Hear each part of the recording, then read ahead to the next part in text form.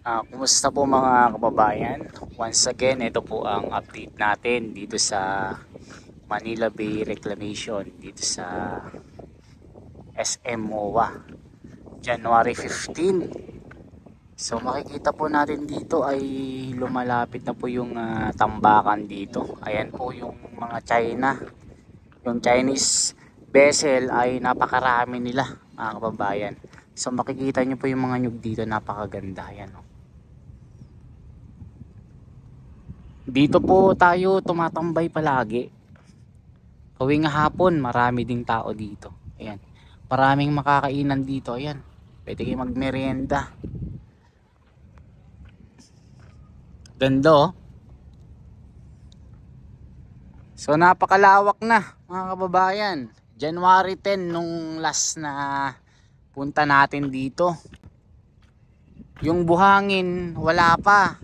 Mga pahati-hati pa lang yan. Pero ngayon mga kababayan nag-ano na sila, nag-combination na sila.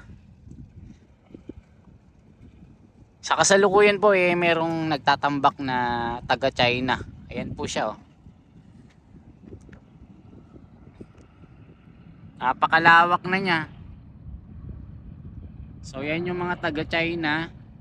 Dahil Chinese yung contractor. So ang bilis ng kanilang trabaho dito. So napakalawak nito mga kababayan no. Sabi nila mala Tokyo, Japan daw yung gagawin dito Mala Eiffel Tower daw yung mga itatayo na mga gusali dito.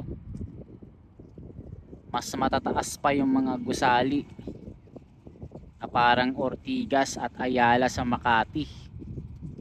So yung area na yan ay Manila.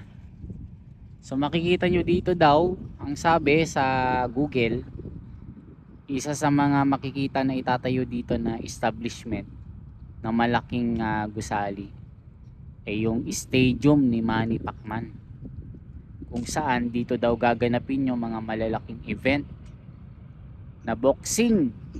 Baka dito nagaganapin yung last na laban niya pag nagawa ito. Baka dito ganapin yung laban niya kay Floyd Mayweather, yung takbo ng takbo pag makakita ng kamao ni Manny, takbo ng takbo. Kaya tinawag itong the running chicken. Itong si Floyd Manny or Floyd Mayweather dahil takot siya kay Manny. So ang bilis. So makikita nyo po yung mga pogo dyan, yung pogo establishment dyan. Yung Okada nandun sa dulo. So itong semento dito na nakikita nyo, ito yung seaside dito sa MOA. Kumbaga ito na yung mga nalalabing araw na makikita po natin na nandito ito, at yung dagat dito mawawala na rin. Sa mga susunod na araw wala na kayong makikita or masisilayan pa dito. Kasi in the future puro building na po ito. Magiging parang BGC sa Taguig. Parang Ayala sa Ortigas. Parang Makati. Itong building na ito or itong lugar na ito. Ganon daw yung futuristic na itsura nito. 'Di ba? Alam niyo naman yung Singapore talagang umusbong 'yon at napakalit lang nung sukat ng kanilang bansa. At nag-isip yung government nila ng Singapore government na why not na mag-reclaim ng dagat para lumaki yung kanilang sukat or yung area ng kanilang bansa. So ang nangyari, nag-reclaim sila. So makikita nyo ngayon mga kababayan na yung Singapore puro reclaim din yun, yung malaking bahagi ng kanilang bansa. So ganito rin dito sa Pilipinas, dahil maliit lang yung bansa natin at malaki yung area ng karagatan natin. So yan po yung naisip na option ng ating government at ng mga investor o mga kapitalista na i-reclaim yung malaking bahagi ng dagat. Itong sukat ng Manila Bay, mga kababayan, na makakain ng reclamation ay nasa 400 hectares ang sukat. So malamang abot ito hanggang sa Cavite. Magiging malapit na ito sa Corregidor, itong tatambakan dito nakakainin ng reclamation. So yung gumagawa dito, yung contractor ay taga China.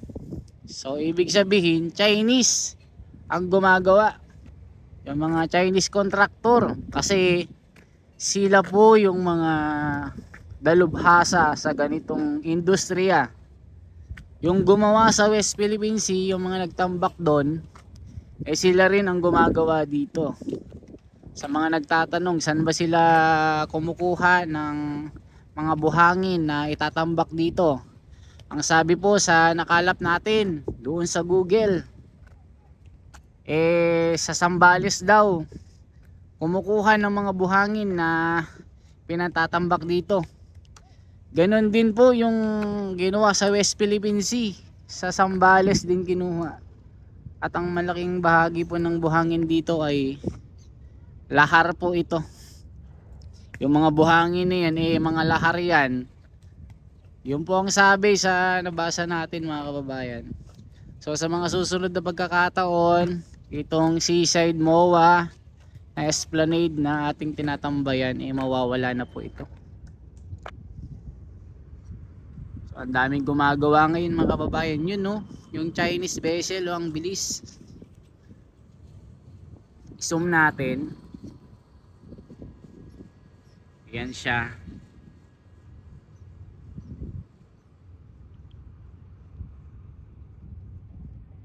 Ayan po, oh.